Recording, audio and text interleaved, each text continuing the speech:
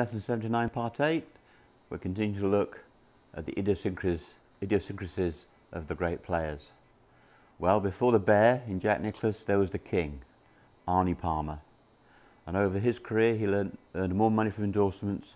Even though Nicklaus was popular in the later part of his career, Arnie was known as the king. And he basically transformed golf in the early 60s. He came over and played in our Open. Our Open was in decline, but Arnie appreciated it. He started to play. He won it twice, and from the early 70s on, the Open just grew in stature to become the greatest, I believe, of the four majors. So Palmer came over, and again, a little bit like Gary Player, was prone to a hook. So there wasn't that much science in Arnold Palmer's game. He would go back, but I'm just going to demonstrate the Arnold Palmer follow through. Now I'm on the first Canusta here. It's a tough par 4. You can see the out of bounds fence runs the entire length of the hole. So obviously I don't want to go left, nor would Arnold Palmer. So here we go.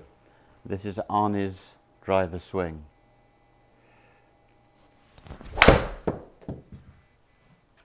And you saw that sort of flourish on the way through. Well, if there's one golfer on tour at the moment that's unlike Arnie, and that's the Masters champion Patrick Reed.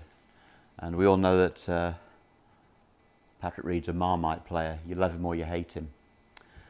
But he's taken a leaf out of Arnie's book. He's been losing the driver left, and all of a sudden we've actually got a player on the golf course that looks to be mimicking Arnold Palmer himself. So let me show you that again.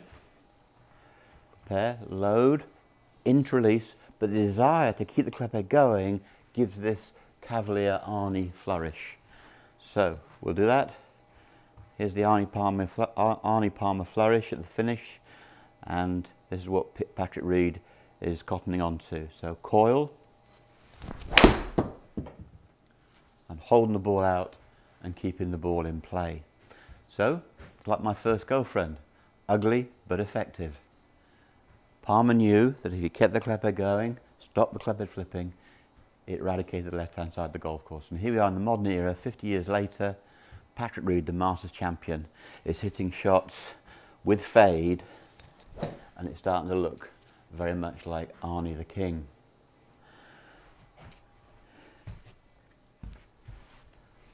Arnie's last victory in Europe, he won the Spanish Open in 1975. And what was interesting, he lost his prescription glasses. He couldn't actually see the ball in flight. And he had to play the last 2 rounds blind. So the caddy would line him up, step to one side, and Palmer hit the shot. And the caddy went and found it, and they hit it again. So he played that last round almost blind, and he went on to win. He also had a huge impact on the Champions or Seniors Tour in America, as has Nicklaus. So right through into his 70s, Arnie's effect on golf, he was still growing the game. When it comes to the swing, you're probably looking at the most unscientific player that I've ever seen with a total flourish. But charisma, determination, passion to win, all of those factors are what made Arnie one of the greats. And to this day, in America, all hail the bear, but Arnie forever will be the king.